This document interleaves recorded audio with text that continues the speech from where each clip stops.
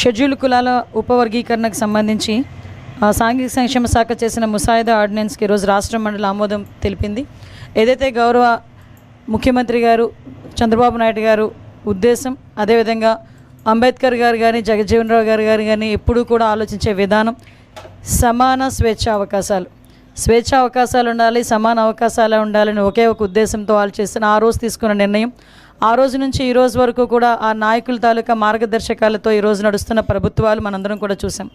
వాళ్ళ తాలూకా మార్గదర్శకాలని, వాళ్ళ తాలూకా దిశానిర్దేశాన్ని కూడా ఈరోజు ప్రజలకు అందజేయాలనే ఉద్దేశంతో గౌరవ చంద్రబాబు నాయుడు గారు తీసుకున్న ఈ నిర్ణయం. అదేవిధంగా సుప్రీంకోర్టు ఆర్డర్ ప్రకారం 1 man కమిటీ వేసే 1 man కమిటీ ఇచ్చిన రిపోర్టు ప్రకారం సుమారుగా చాలా రోజులు 13 జిల్లాలు కూడా కంబైన్డ్ జిల్లాలు తిరిగి ప్రతి ఒక్క కుల సంఘాలు వాళ్ళ తాలూకా అభిప్రాయాలు తీసుకొని ఈరోజు మాకు ఒక రిపోర్ట్ తయారు చేసి ఇచ్చారు. ఆ రిపోర్ట్ని కూడా ఒక 5 man కమిటీని ఏర్పాటు చేసిన గౌరవ ముఖ్యమంత్రి